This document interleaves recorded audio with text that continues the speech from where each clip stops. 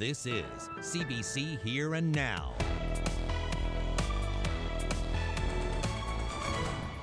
What could be worse than having your home robbed on New Year's Eve? A St. John's man says his stolen stuff is for sale on Kijiji, but the RNC mishandled the investigation and now can't get a warrant to search for the stolen goods. The details coming up.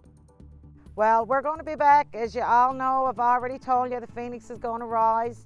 Rise from the ashes. A beloved Conception Bay North business will soon be starting over. Good evening and welcome to Here and Now. I'm Carolyn Stokes. We start tonight with an Amber Alert for a missing Corner Brook boy. Police believe 12-year-old Tony Austin Grenham, known as Ozzy, was taken by his father shortly after noon today. Ozzy stands at just over 5 feet tall and weighs 140 pounds. He has brown eyes and short dark brown hair. He was last seen wearing a black, gray, and white FXR winter jacket. His father, Tony Grenham, is 47 years old, 5'7" and about 250 pounds. He's bald with blue eyes and a gray goatee. He's believed to be traveling in a black 2009 Ford Escape, license plate number JEL 275. The incident was reported by the boy's lawful custodian. Police say they're not aware of any previous custody issues. The RNC is working with the RCMP and wildlife officers. It's also contacted all ports of exits from the island. An Amber Alert to be posted, number one, there has to be reasonable grounds to believe that the child's been abducted. There also has to be concern that the child could be harmed. And this investigation has fit the parameters at this point, reason for why we would send out an Amber Alert instead of just a normal missing person file for a youth. So this is a high priority file. And again, this is, we need the assistance from the media and the public so we can get this file resolved as soon as possible. A St. John's man says police failed to properly investigate a burglary at his home, and that failure may have cost them the chance to recover his stolen property. Drew Brown returned home on New Year's to find his house had been robbed. But when his wife found their property for sale online, Brown thought the case would be easy for police to solve. Turns out, though, it actually got a lot harder. Here and Now, Zach Gowdy has that story. This morning, we got a phone call back from the RNC saying that unfortunately our case has been mishandled, so they will not actually be able to get a warrant and proceed. Drew Brown thought his new year couldn't start off any worse. On New Year's Eve, Brown and his wife were out celebrating, but when they got home, they found their house had been robbed. Christmas gifts and other items were gone. Brown is the editor of The Independent with a high profile in social media. When he tweeted about the robbery, it got a lot of attention. It's one of those moments where, like, obviously your house is robbed and you immediately think, like, great, humanity is awful, I hate everybody, man is a monster to man. But, then, like, after you sort of, like, I posted about it, I got a lot of, like, sympathy. Like, the people that, like, I wouldn't necessarily have thought to reach out and offer support were, like, like, a lot of people were ready to, like, cook me dinner and clean my house and do all sorts of wonderful things that, like, I really appreciated it. The next day, they filed a police report, but Brown's wife also began searching online. Sure enough, she discovered their stolen goods for sale on Kijiji. She contacted the seller and was given an address just around the corner. She walked in and immediately spotted her own PlayStation. She went over to the guy's house, took like a surreptitious video of him booting it up and our names coming up on the screen, and like my sister went with her, got an audio recording of the conversation of him listing out all the stuff that he had, which also was all the stuff that was stolen from us. So like they went in, they didn't do anything, confront him until they left. And so then naturally we called the police again and said, listen, we have all this information. And he told us, like there's a pretty good shot that like because we had done all this work, there's a pretty good chance to be able to get a warrant, maybe even go in, bust the guy, maybe even get our stuff back. So we were pretty stoked. Brown thought the tip would crack the case. But this morning he got another phone call. Their tip had been mishandled. Apparently, at some point last night, they were supposed to, with all the information they had, they were supposed to have an officer watching the house to make sure that the goods didn't move so that they still knew that they were there. Unfortunately, for whatever reason, this did not occur. So we basically got a phone call today telling us that, we can't get a warrant, the case is probably not going to proceed. Because the RNC didn't react in time, it can no longer be sure that the stolen goods are still in the house. Thus, no warrant. Instead of being a slam dunk, the investigation has been set back. It's extremely frustrating. It's really frustrating to know that we basically gave them the case on a silver platter, and we know where the stuff is. It's like all the pieces were set on the table for the dominoes, and then they just didn't do it. Brown says all the RNC officers he dealt with were courteous and eager to help, but his faith in the institution of the RNC has been damaged, and not for the first time. I thought about this a lot, and the problem is less like the individual police officers and more like there is something dysfunctional at the RNC, because this is not the only case that has been flubbed with a very basic, honestly incomprehensible problem. I spoke with the RNC's lead investigator on break-and-enters. He says he is looking into how this matter was handled by the RNC, but he is also still very much looking into the burglary itself. And whatever happened so far, he says the chance for an arrest and charges in this case is still very much in play.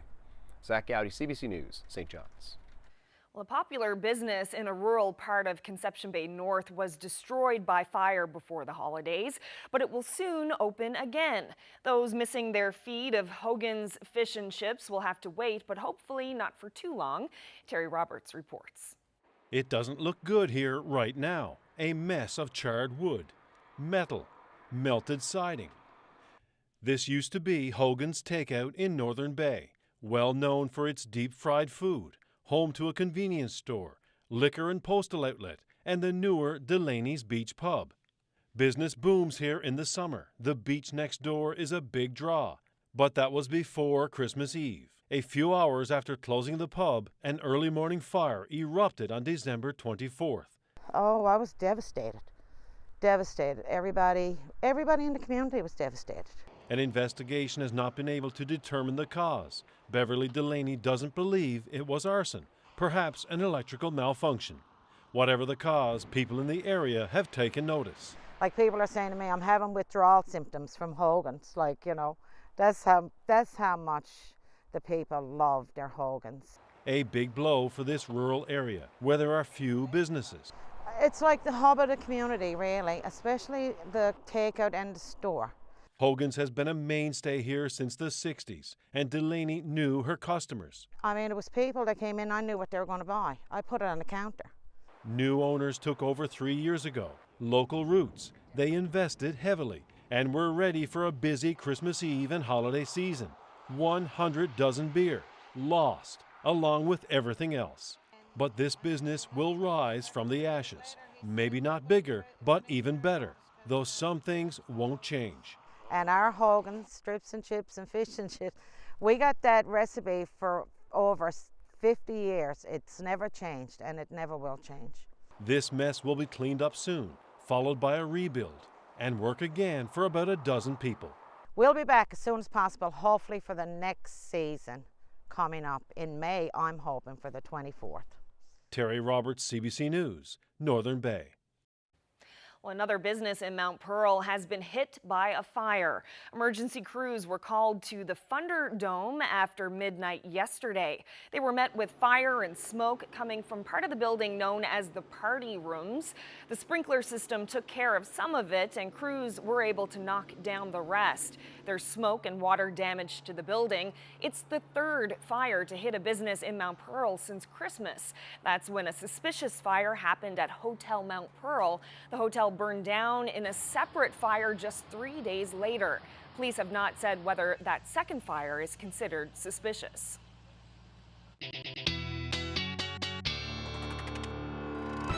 Well, a quiet start to the new year for some of us, but there is some snow that's happening on the west coast. That's going to continue as we head through the night tonight. We're going to see some accumulation with that on top of what we've already seen. Some coastal snow for Labrador, and then we're watching a system that's going to move in for the weekend. Could see some snow depending on where that system tracks, but I'll have all the details coming up. Thanks, Ashley. Well, it's the third death involving a snowmobile or ATV in just 1 week. 39-year-old Jolene Piogi went missing while snowmobiling near Hopedale earlier this week. She was last seen heading onto the sea ice. Search and rescue crews found her body on New Year's Eve. Her snowmobile was partially submerged in the ice. MHA Leela Evans knew the woman. She describes Piogi as a positive, strong-willed, helpful person and says her community is devastated. And on the heels of that death, new numbers tonight from the Red Cross show a rise in water and fire-related deaths in Atlantic Canada. In July, 7 people died when a seaplane crashed on a remote lake in northern Labrador. And in February, 7 children died when their home caught fire late in the night in Spryfield, Nova Scotia. In this province last year, there were 15 water-related deaths and 2 deaths related to fire. Well, any day now you could be receiving your next property tax bill, although there are many in St. John's who still haven't paid for last year. As of December 31st, more than $20 million is owed in unpaid taxes. But as Here and Now's Meg Roberts tells us, the people at City Hall aren't concerned. It's a bit of a shocking number without any context. $20 million owed to the city in unpaid taxes. But what exactly goes into that number? Well, every year at the end of December, the number crunchers calculate how much money is owed. The city says there are reasons why the amount seems so high. In some cases, tax bills haven't even gone out yet, or some people could just be a little behind. For example, last year the city was owed $23 million, and over the course of the next 12 months, it was reduced by $15 million as people paid up. The city says it may take some time, but the outstanding money will be collected. We do collect over 99% of taxes owing. So if someone hasn't paid their taxes, we are going to go after them with the 4 people that we have in a responsible way to get that money back. And we have budgeted under the assumption that we have it. So there's no extra money, and no one's being treated differently or given extra breaks. As of 3 days ago, there is more than $12 million owing for 2019, about $2 million owing from 2018, and $1 million owing for 2017. Now, the city has a 7-step process to get back tax money. It starts with a letter and telephone notifications, eventually to a notice of the homeowner's water being turned off, and can even lead to a sale of an unoccupied property. Now, the city has upgraded its computer system and beefed up their staffing in the department responsible for collecting taxes. Now, that being said, the city says its goal isn't to hurt people. If you're really struggling, we can talk to you about doing payments in a different way, something that fits your budget and lifestyle a bit better. So we don't want to put anyone out of the street or out of business. It's not the point of this. It's just to ensure that we get the taxes owing. So we take great care to ensure people are notified and that they have an opportunity to explain their situation and maybe find a way to pay them in an easier way. Lane says the future hope is that the city can get its money sooner, as it can take years. But he says the current amount owed to the city is a number that is always shifting and not something he's worried about. Carolyn. Thanks, Meg. That's Here and Now's Meg Roberts reporting. Well, 8 people have been named to the Order of Newfoundland and Labrador, including Santa's longtime assistant, Bruce Templeton. Templeton is being recognized for decades of volunteer work and community leadership. A ceremony will be held at Government House in St. John's at the end of the month. Others named to the order include Gordon Slade, who is also being recognized for volunteer work, Jim Burton, Robert Lyle, and Helen Murphy for their humanitarian work, Elaine Dobbin for her work on health and education, Miles Murphy for his work in advocacy, and Susan Rose for her work in human rights. Well, now to some sports news. Canada's quest for gold remains on track at the World Junior Hockey Championships. Back to Dawson Mercer. His stick was lifted. Mercer fires a wide, another penalty coming to the Slovaks. Newfoundland forward Dawson Mercer and his teammates hit the ice against Slovakia this morning and secured a spot in the semifinals with a resounding 6-1 victory. Canada now has 4 wins and 1 loss in the tournament that it hasn't won in Europe since 2008. The semifinals are scheduled for Saturday, and the gold medal match is on Sunday afternoon at 2:30 Island time. Do you see that up there spinning around? That's one of the only lenses like that left in the world. I'll tell you more about it up ahead on Here and Now.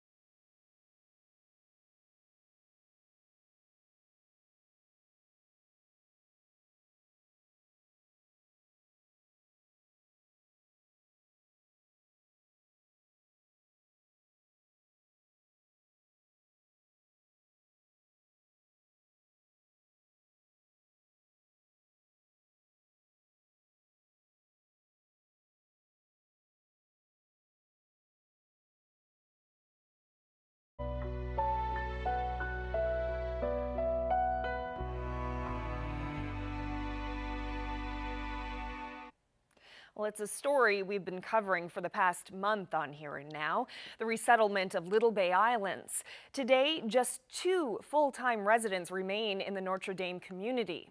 The couple has been blogging about it. They're also documenting their first days alone on their Facebook page. They plan to live off the grid using their own generator for power. The diesel plant that provided power to houses was shut off Tuesday evening. The several dozen permanent residents who lived on Little Bay Islands voted earlier this year to resettle. Government provided them with a sum of money to help pay for the move. The pair says it was an emotional but beautiful day. And there she goes. That's the MV Hazel McIsaac on New Year's Eve, making its very last ferry run from Little Bay Islands, signaling the end of an era and, for many, the official end of the community.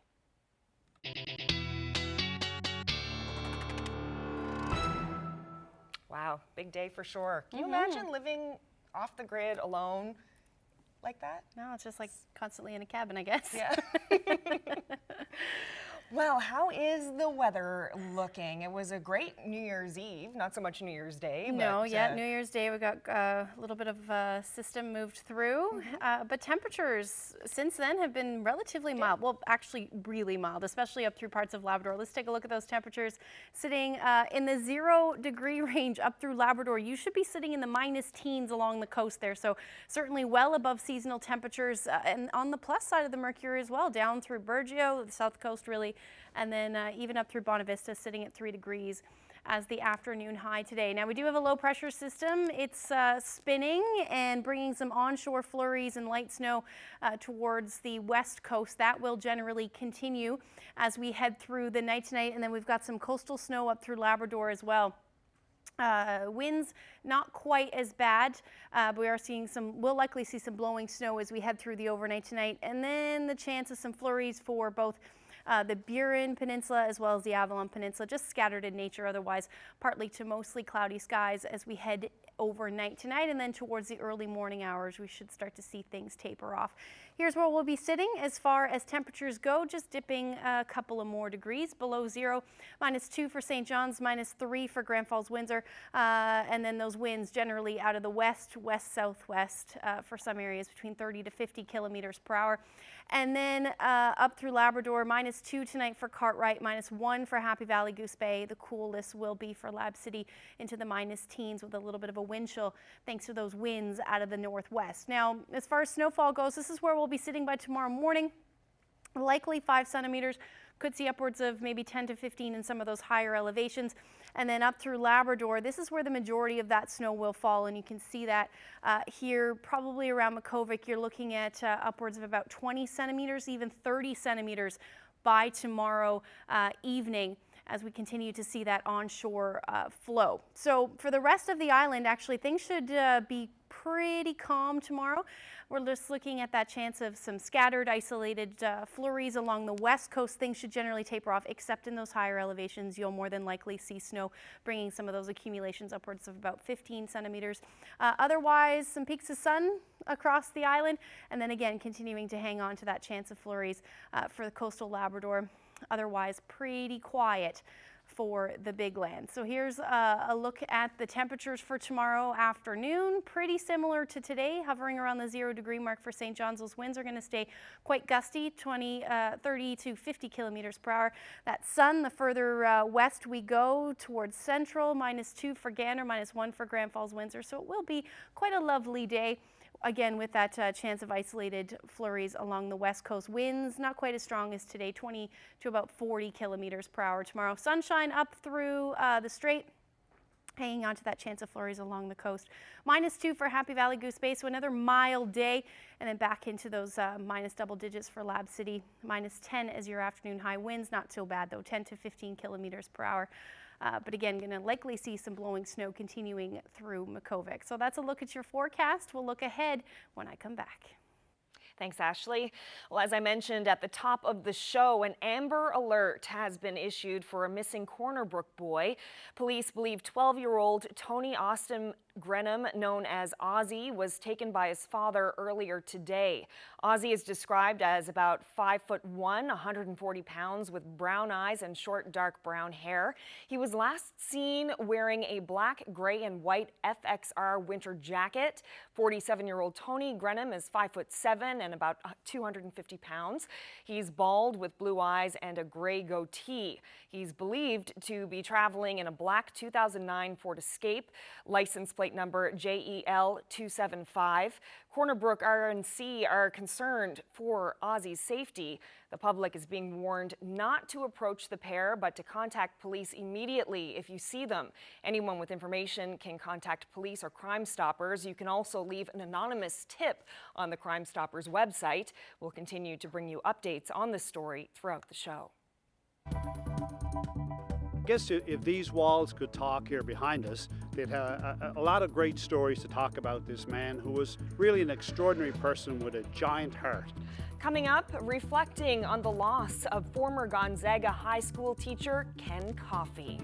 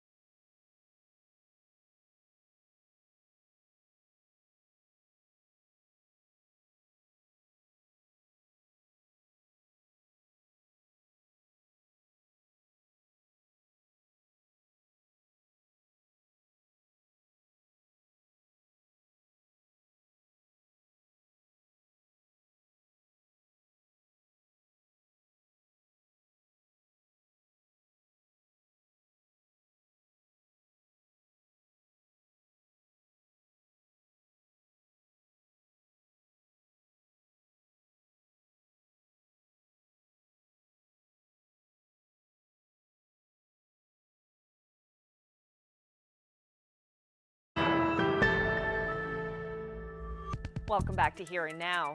The Lighthouse at Cape Race is a relic. The beacon on Newfoundland's southern shore has been steering ships from danger for more than 100 years. It's beautiful, intricate, and gigantic, and one of the only lighthouses of its kind remaining. Here and Now's Katie Breen has this look inside. It's either the first or the last shimmer ships see when crossing the Atlantic. For decades, the lighthouse at Cape Race has served as a guiding light, protecting crews from a rugged shore, typically shrouded in fog. According to the heritage group that runs the Cape Race Interpretation Center, at least 94 ships were lost off the coast before the lighthouse was constructed. Then, in 1907, Canada invested in a state-of-the-art system, and it's been beaming a strong signal out to sea ever since. Well, they're made to last. The engineering back in those days is just superb. It's not like today where everything is economical.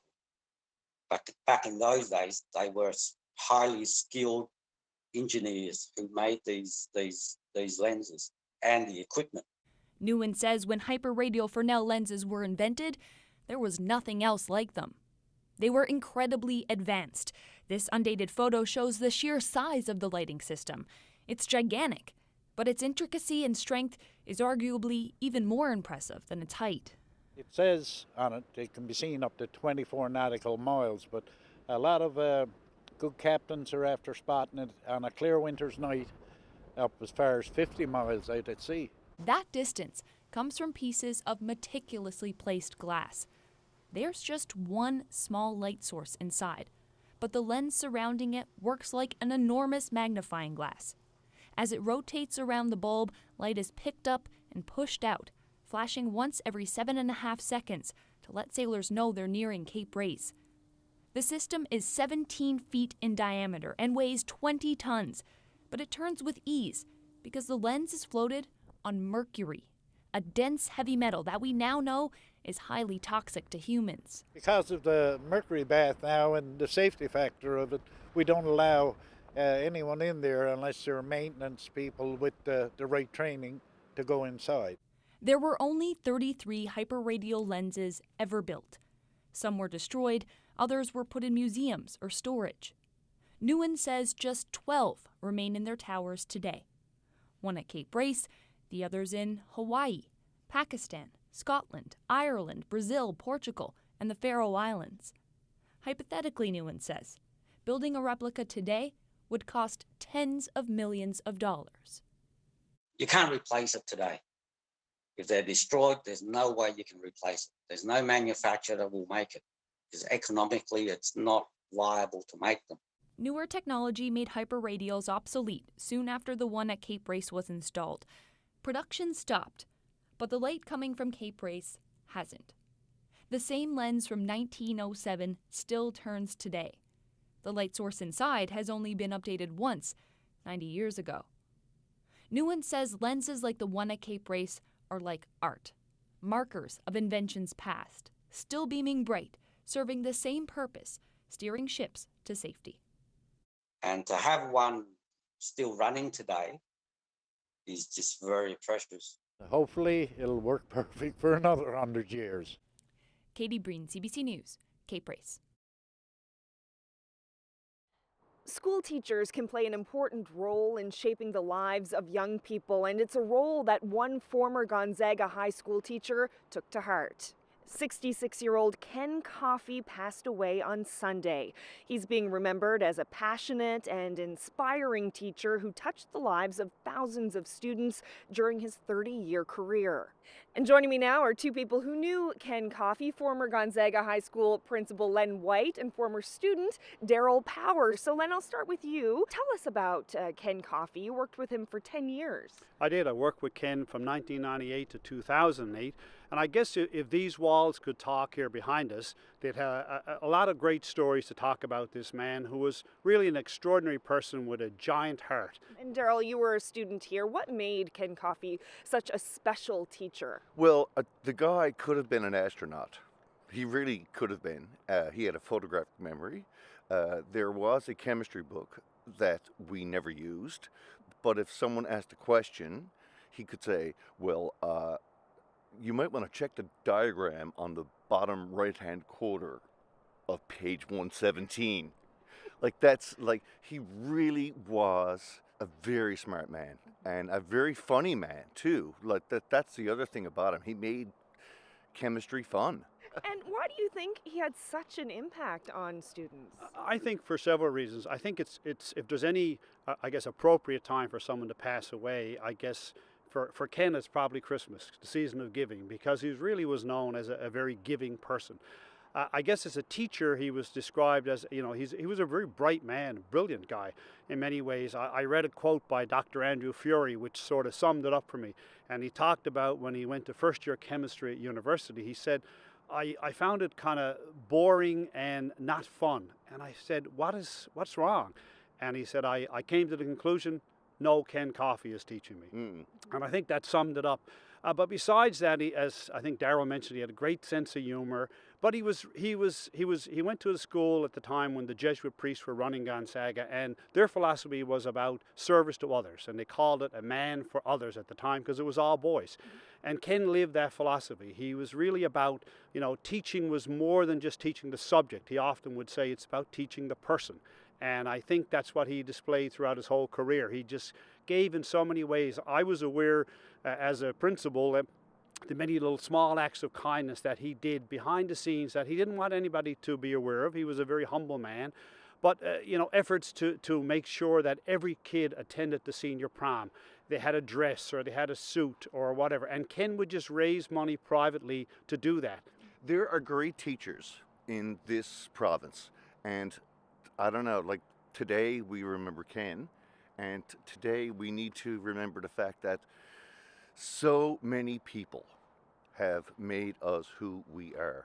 And Ken was one of them. He reached out and looked out for students who were kind of, downtrodden or left out or forgotten or who were struggling or who had challenges, regardless of their plight in life. And he reached out to those kids and kind of had he was known for remembering names, and Darryl would know that. And he talked about his photographic memory. Sometimes I wasn't sure whether he was pulling my leg or not, but he would often say if he met a kid, you were class of 1972, and you sat in the third row, second seat, from the back. And it was amazing. But I think that's what made him special is kids knew that he remembered them, he remembered their name, and that meant he remembered them. And that's what made him special. Well, thank you both so much for sharing your memories of Ken Coffey with us. Thank you for allowing us the opportunity to do that. Thank you, Carolyn. We all get to remember the passing of a great man.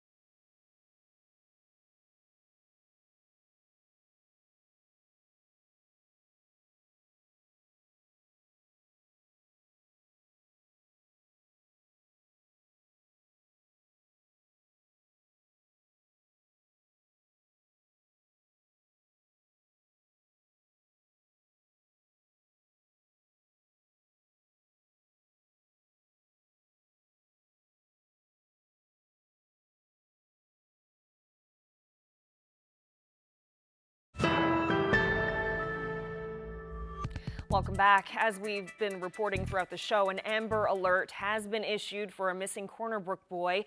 Police believe 12-year-old Tony Austin Grenham, known as Ozzy, was taken by his father, Tony Grenham, earlier today. Ozzy is about 5'1" tall and 140 pounds. He has brown eyes and short, dark brown hair. He was last seen wearing a black, gray, and white FXR winter jacket. 47-year-old Tony Grenham is 5'7" and 250 pounds. He's bald with blue eyes and a gray goatee. He's believed to be traveling in a black 2009 Ford Escape, license plate number JEL 275. Corner Brook RNC are concerned for Ozzy's safety. The public is asked not to approach the pair, but to contact police immediately if you see them. Anyone with information can contact police or Crime Stoppers. You can also leave an anonymous tip on the Crime Stoppers website, and we'll continue to bring you updates on this story throughout the show. Well, in national news tonight, when you think about homeless youth, you may picture teens sleeping on big city streets or living in crowded shelters. But a pilot project launched in the suburbs north of Toronto has shown it's possible to stop young people from ending up there when families are willing to offer up a spare bedroom to a young person who has nowhere else to go. The CBC's Nicole Ireland has that story. So Lloyd, you want to be a surveyor? Until a few months ago, Lloyd thought his plans to go to college and start his career were on track. Then the grade 12 student's life was thrown into uncertainty. We had some family issues at home, and I was given a 6-week notice to depart from my home. Might want to take off your stuff for a second. CBC News is withholding Lloyd's last name because homelessness carries a stigma. The Canadian-born 18-year-old grew up in Jamaica, but returned here to live with his cousin until he graduated high school. When that arrangement fell apart, Lloyd's guidance counselor told him about Night Stop. So this is your room here. This is where a program that places young people at risk of becoming homeless in spare rooms offered by volunteer families like Kirk and Amy Schuler. I get to stay in an extra room that they have, and it's lovely. They will always text you first thing on Monday. The couple and their 2 kids have been Night Stop hosts for several young people.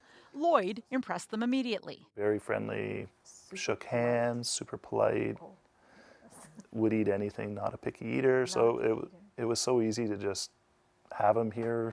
And we do have. Still, for most families, the idea of welcoming a stranger into their home takes some getting used to. Lots of questions.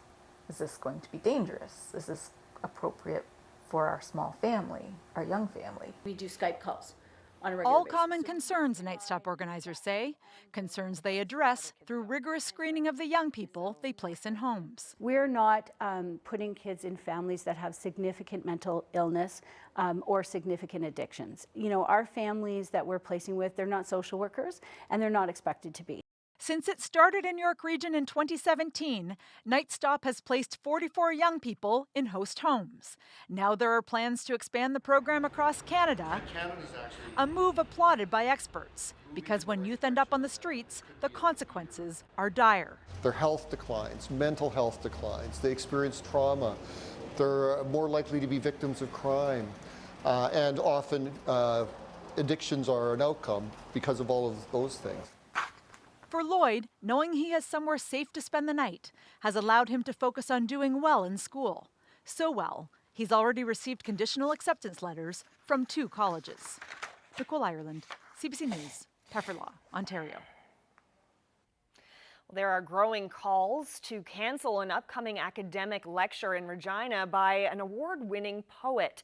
It's because of the former poet laureate's working relationship with a convicted killer of an Indigenous woman.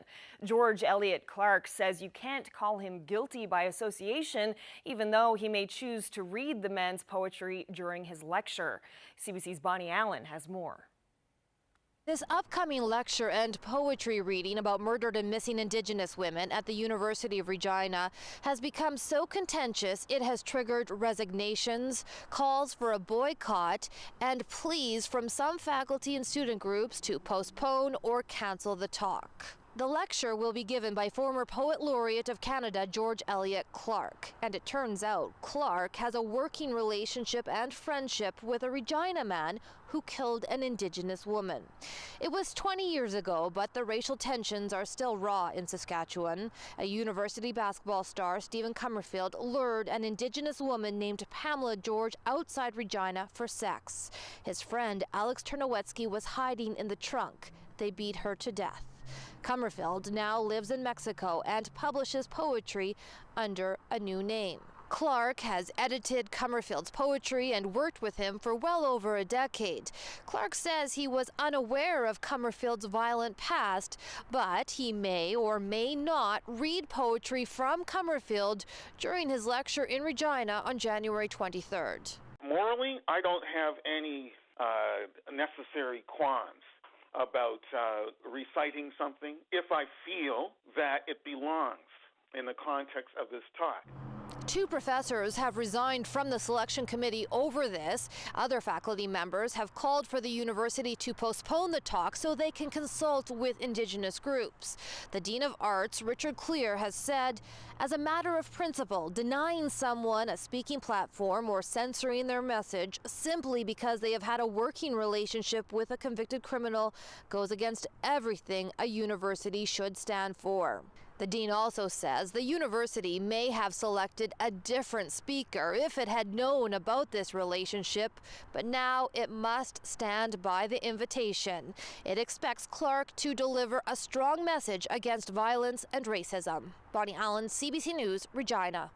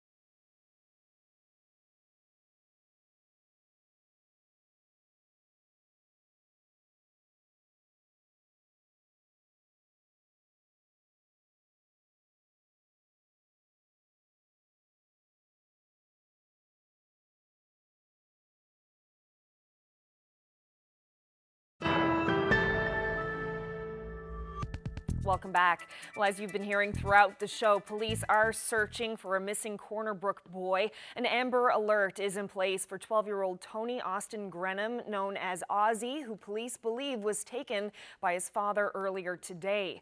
Ozzy is 5'1", 140 pounds, with brown eyes and short, dark brown hair. He was last seen wearing a black, gray, and white FXR winter jacket. 47-year-old Tony Grenham is 5'7" and 250 50 pounds. He's bald with blue eyes and a gray goatee. He's believed to be traveling in a black 2009 Ford Escape, license plate number JEL 275. Brook RNC are concerned for Ozzy's safety.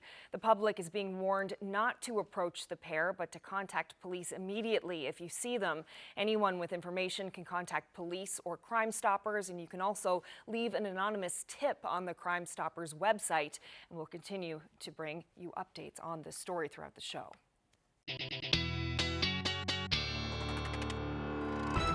Okay, time for a look at the weather now, and it's been a bit of a strange week with all of the holidays and stuff, but I'm still excited that tomorrow is Friday. It is. Tomorrow's Friday. We're getting closer and closer to let's say, next weekend.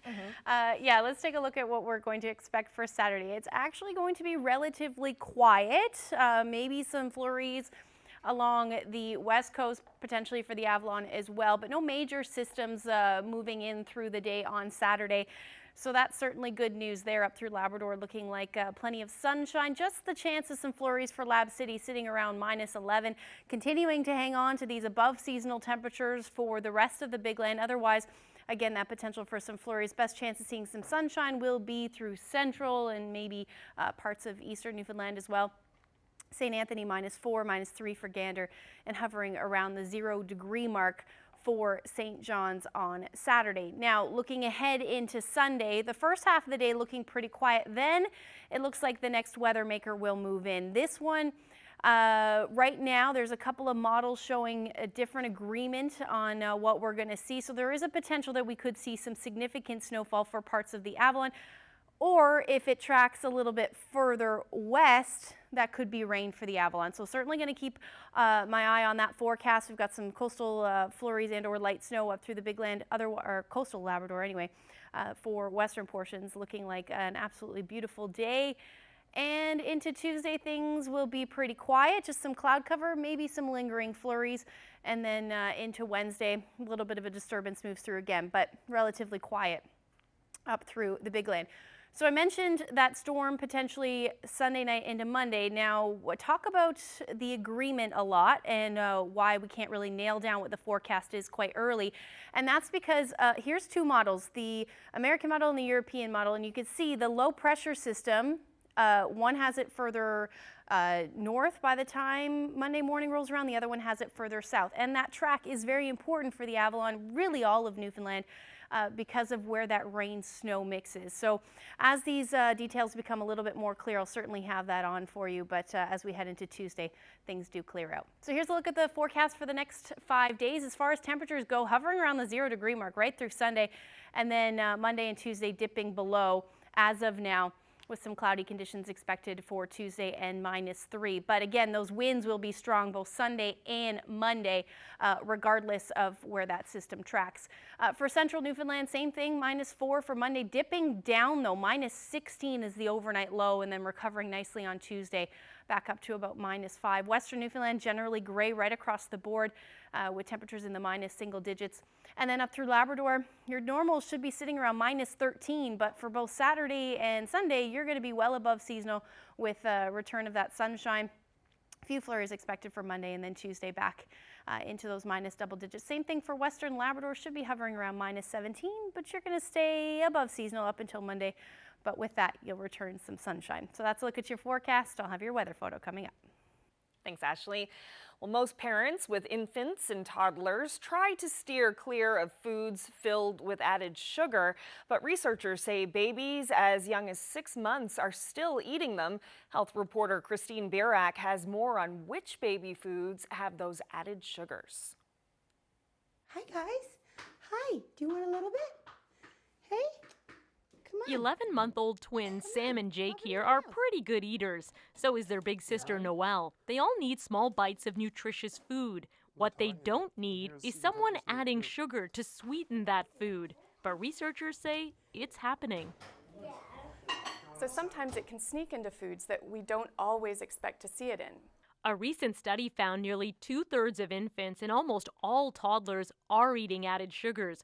Problem is, early eating habits in life often shape later eating patterns. Research has shown too much added sugar is associated with cavities, asthma, obesity, high blood pressure, and cholesterol issues.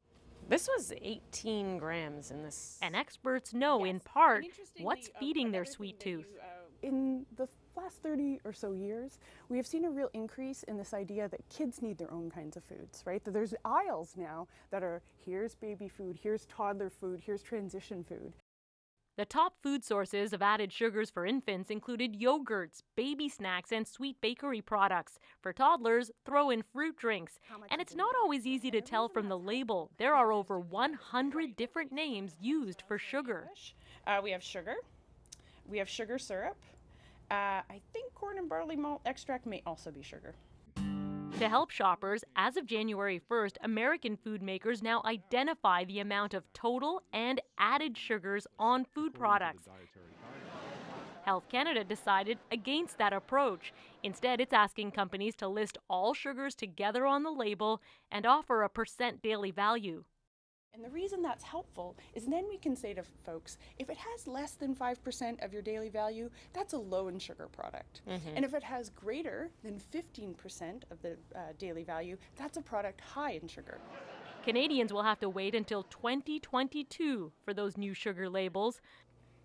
Perfect. But for parents, it's a daily struggle.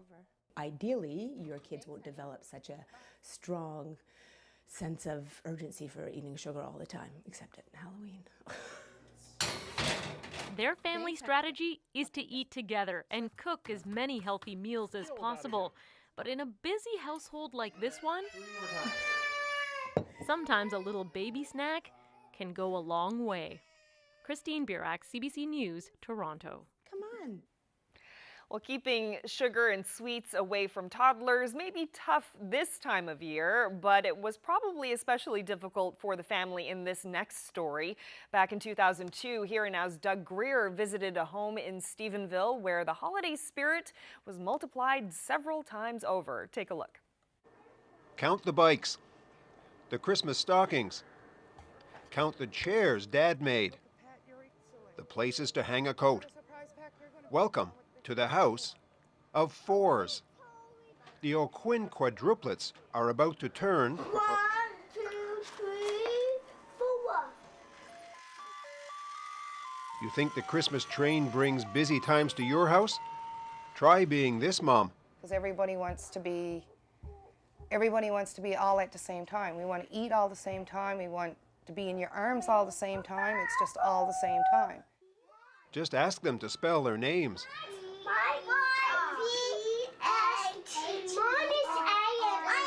All born a minute apart, starting with August.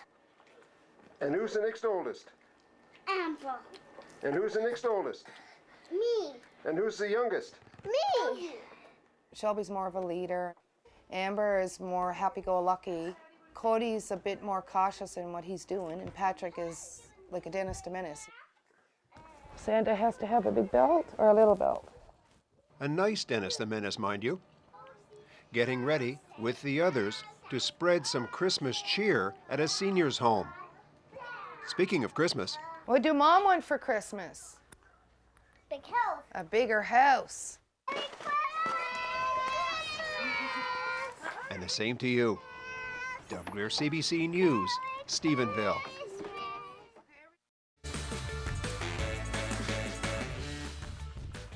Well, this was the view of the last sunset of 2019. Beautiful sunset there. Susan Vincent sent us this photo, and I'll tell you where this is to when we come back.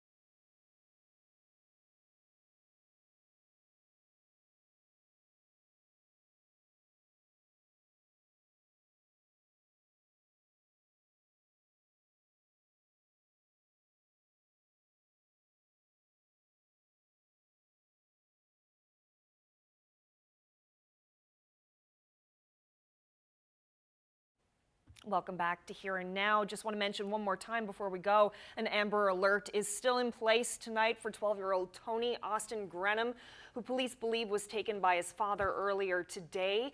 He's known as Ozzy. He's 5'1", 140 pounds with brown eyes and short dark brown hair. He was last seen wearing a black, gray, and white FXR winter jacket. 47-year-old Tony Grenham is 5'7", 250 pounds, bald with blue eyes and a gray goatee. They are possibly traveling in a black 2009 Ford Escape, license plate number JEL 275. Police are concerned for the boys' safety, but they warn that people shouldn't approach the pair, but instead contact police. Anyone with information can contact police or Crime Stoppers and leave an anonymous tip. If you can get the latest updates, throughout the evening tonight online at cbc.ca/NL. We're running out of time here now for your picture. Beautiful photo it was, though. Where was it taken? Quickly. It was taken in Botwood. Botwood. Yep. Beautiful Botwood. Thanks so much for watching, everyone. Have a great night. Good night.